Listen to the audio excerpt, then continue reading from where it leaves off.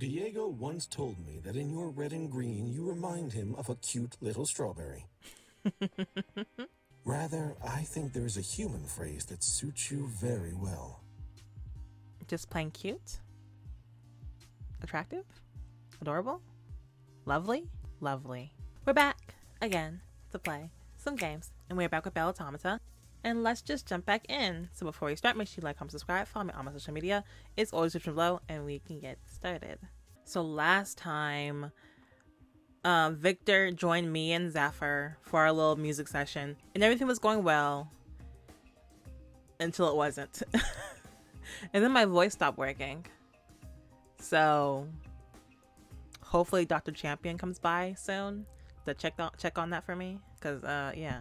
The next morning, I'm alone, wondering to myself as I rest on my charging station, actually charging for once. As I lay there, my thoughts are in a frenzy, at a complete contrast with my still body. I think of the strange daydream I had, and my voice cord malfunction. Am I broken? I'm not sure, but it suddenly occurs to me. I should ask someone who knows Victor better than myself. Or maybe I should talk about my feelings with someone, a professional. Dr. Champion. Maybe I can reach out to him. Maybe. I have to go find Diego first, though. I'm sure he would know best. I know his room is in my wing. Is he? Disconnecting from the charging chamber, I leave for the hallway straight away. I find myself in the same hallway as the one I first met Diego. It's early, so I don't know if I'm at his door exactly, but I'll just keep knocking on the hall doors until I find the one that belongs to him. I knock on what is, hopefully his door. Diego? Almost immediately, the door slides open. Found you. A beautiful set of curls poke through the doorway. Hey, how are you? That's not the question I meant to ask, but it comes out anyway. Thankfully, Diego smiles as he replies. The light in his eyes tells me that he's curious as to why I've approached him. I'm doing well, you know. Not okay? What do you mean?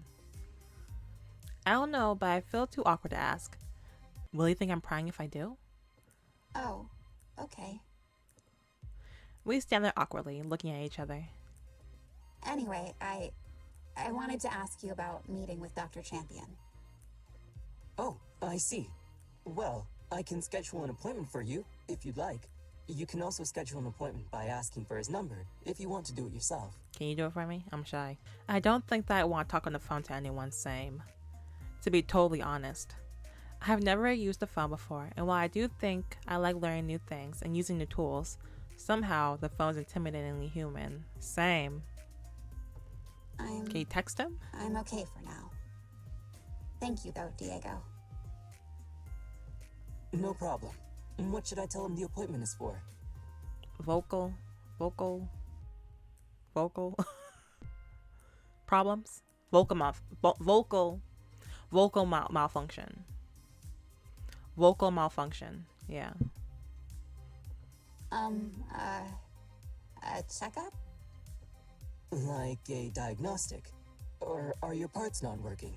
Hey, stay on my business. A diagnostic for sure. Is it a mental health thing? I never thought of it that way, but...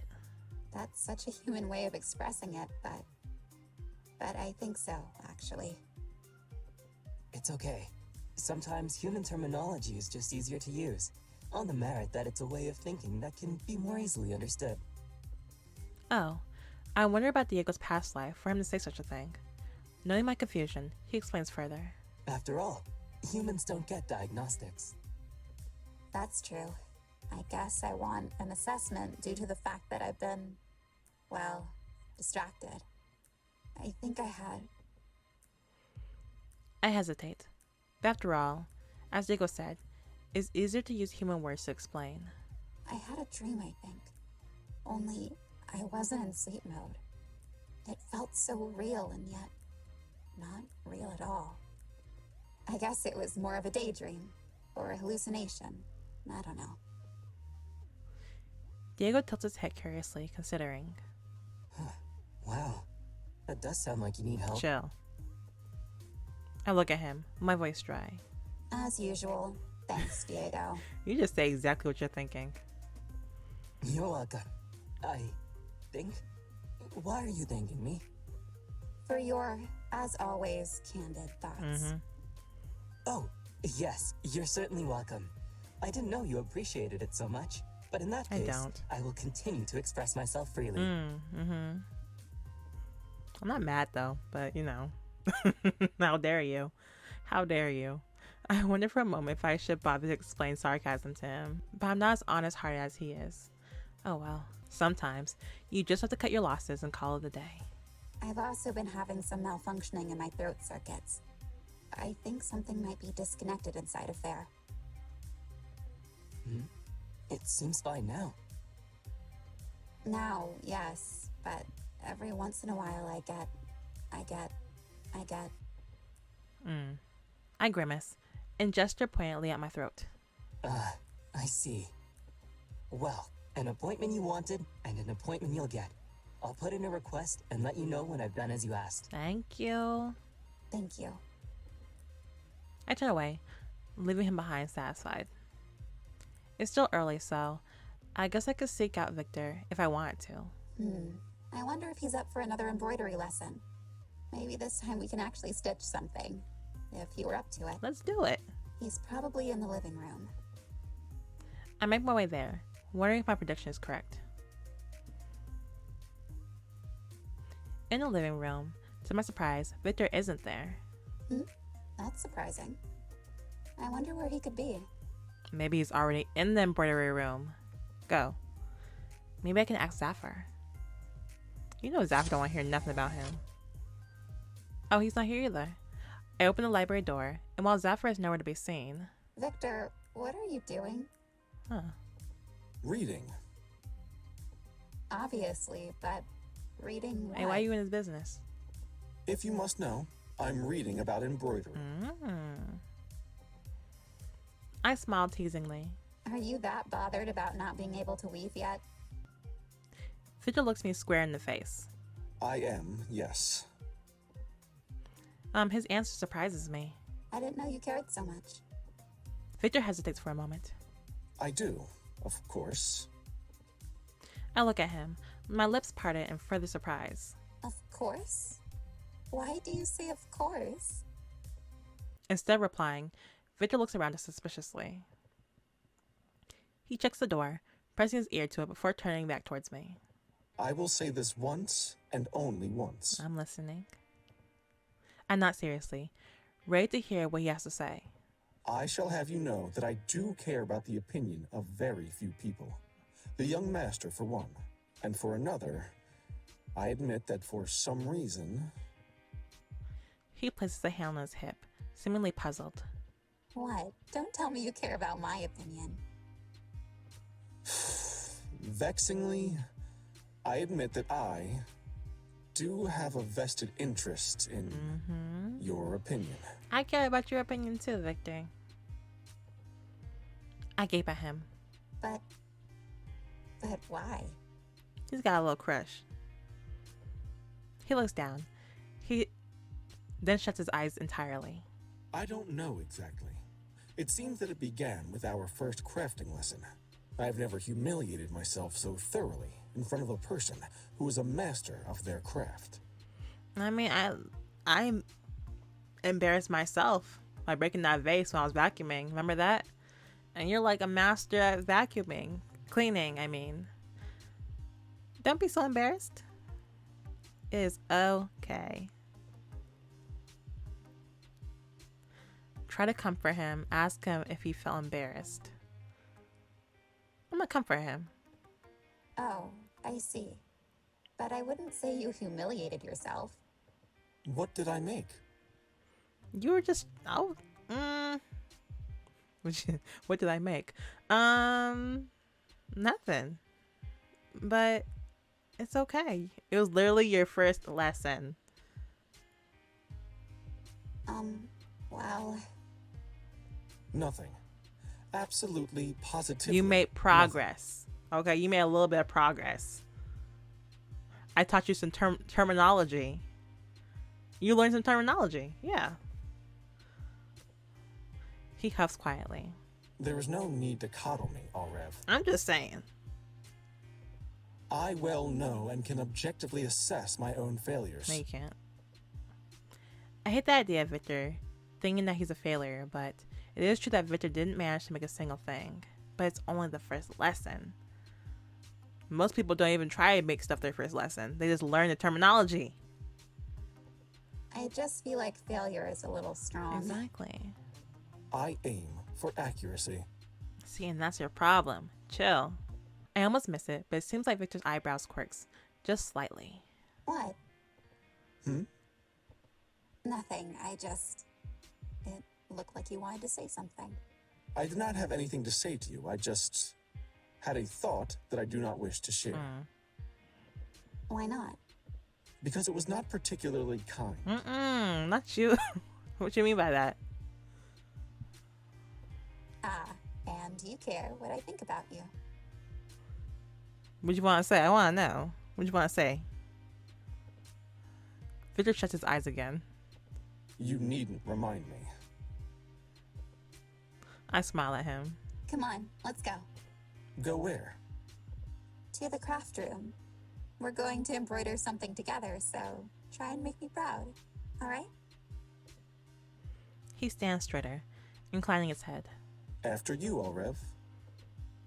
Reaching out, I take his hand, pulling him behind me. Ah, it's bold of me to do, I know, but I do it quickly and strangely without thought. I tug his arm lightly, but Victor doesn't move from his place, staring at me in confusion instead. He's like, "Why are you touching me?" What are you doing? I look down at her hands, then back up to his face nervously. Taking your hand. Why? Do you have information you wish for me to upload? No. I spur for a moment, hastily letting go. I don't. I decide to smile brightly, smothering the strange guilt I feel. In truth, grabbing his hand had come naturally, just like my daydream. Should I have asked first? You caught me, I guess. I just wanted to hold your hand. Aww. I see.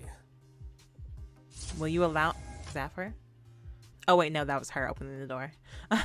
He still looks confused, but I quickly press my hand to the door panel, trying not to feel flustered as my heart core speeds up. Let's go, Victor. We have work to do, don't we? Yes. Yes, we do. Embarrassingly, he looks as though he's still thinking about it.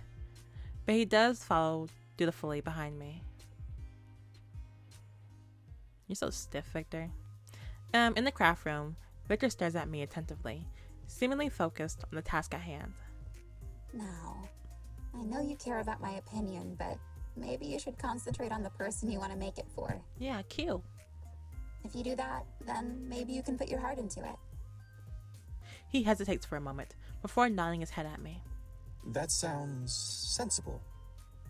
Victor, while the embroidery may have made Q happy, it's the fact that it was made without any obligation, and as a gift. The thought that counts. Victor shuts his eyes. Without obligation, you say? That's right. Making something for someone just because you want to is one of the most precious things a person can give to another. In that case, I am ready to work. I take the fabric he chose before and hand it to him. Good. Let me just help you a little bit. I tried to feel self-conscious as Victor's piercing gaze follows me around the room. I find a needle and thread, threading it quickly before handing it to Victor. I look at him in the eyes, smiling to make the atmosphere a little more relaxed, but his expression does not change. Thank you. Sorry. I just want to ask you another question. Victor's brow lifts. I just want to ask you another question. His expression is flat, but not unkind as he replies. Another? How unsurprising. What is it? Why are your eyes different colors? Oh, okay. That was kind of random. My eyes? To my surprise, He touches one of them lightly, in a way that I could almost call self-conscious. If it were not Victor, that is. You don't have to tell me if you don't want to, but I think it looks good on you. You have very pretty eyes, Victor. For real. Pretty? He's silent for a long moment. What is it? I have never thought or heard of an imperfection as pretty, much less one of mine. Everything about you is really pretty. For real, for real. Oh, I smile widely. there's a few more adjectives I can think of to describe your eyes. Like, Hypnotizing, pretty, beautiful, gorgeous.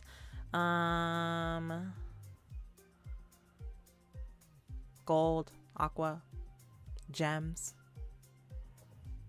I pause, wondering what else I could say. striking. Striking. Your eyes are very striking, Victor. Victor says nothing, so I pause for a moment, wondering if I've gone too far. Victor, are you angry? I am not, no. Though I cannot say for certain what emotion I am feeling. I frown slightly, looking up at him in worry. Do you want me to stop? No, I don't think I do. Because I can keep going. I am pleased. I can keep going. Trust me. His eyes widen. Please. I mean, my eyes widen. You mean you're happy to be complimented? Victor's reply is dry. As I mentioned, it is an imperfection. For my eyes to be considered striking feels as though it ought to be an error of some kind, but you speak with certainty. That makes it perplexing. I cannot say I think much on my appearance, but as a butler, there is a certain uniformity that I am expected to execute. Does having heterochromatic irises not make me look unbalanced? No. I'm gonna say no. I like it. I shake my head with a smile. I don't think so. I said they were striking after all. In that case, What? Victor's eyes roll my physical form in a way that is both appraising and critical. Before I have time to feel embarrassed, it's over, and Victor looks me squarely in the face. Are you trying to compliment me too? I have already mentioned your hair, and a recycled compliment will not do. I mean, you can talk about my hair if you want. I like it. I like getting compliments about my hair. Victor, you don't have to compliment me. But I will. Diego once told me that in your red and green you remind him of a cute little strawberry. Aww. But that's Diego's compliment. Do you agree with him? Oh, did he? A cute little strawberry. Indeed. He said that you are both approachable, and though I do not know the relation to being a strawberry, huggable. Yeah. Got me flustered. Do you want to hug me? His words surprised me. I tried to imagine Diego and Victor discussing me, but my imagination comes up strangely short. Rather, I think there is a human phrase that suits you very well. Just plain cute? Attractive? Adorable? Lovely? Lovely.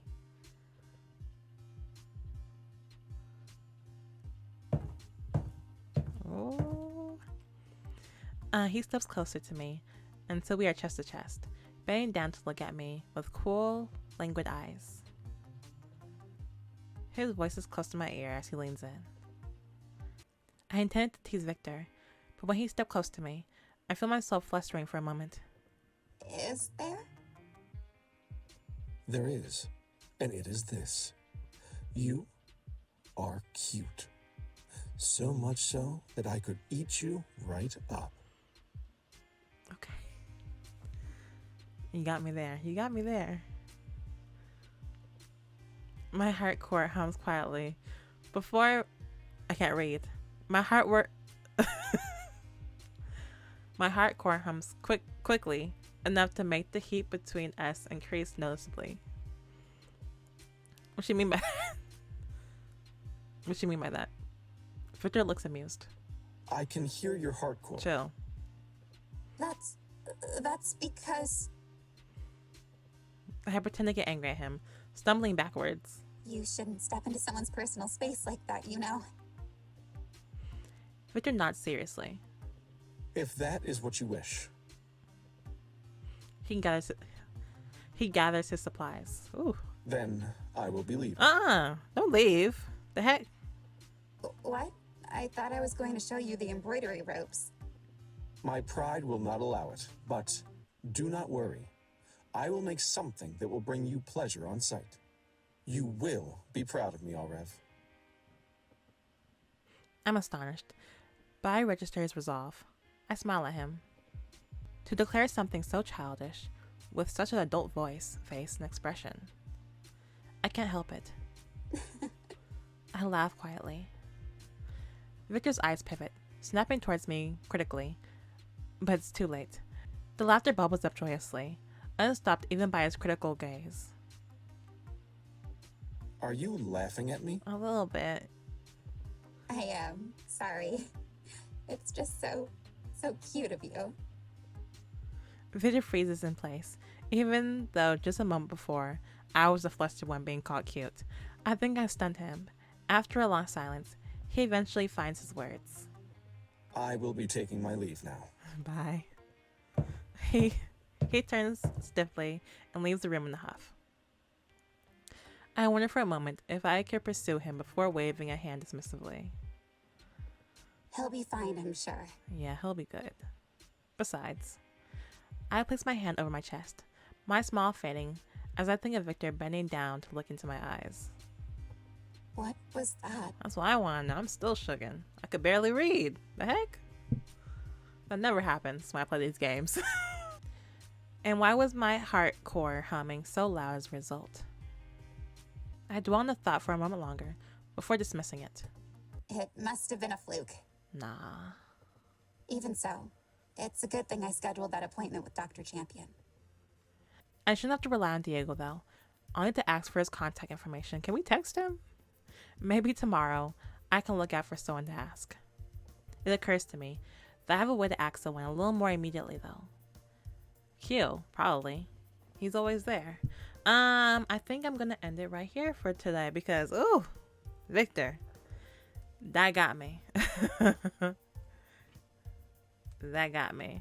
Cause y'all know I usually keep my cool during these gameplays, especially when the guys try to act flirty towards me. But that one got me, Victor. That one got me, Victor. Victor, I really like Victor. Cause why you had to say that? He saw eat you right. Who taught you that? Who taught you to say that? Golly. Thank you for watching. I can't stop smiling. Thank you for watching. Make sure you like, comment, subscribe. Follow me on my social media. It's always description below, and I'll see you guys next time. Bye bye.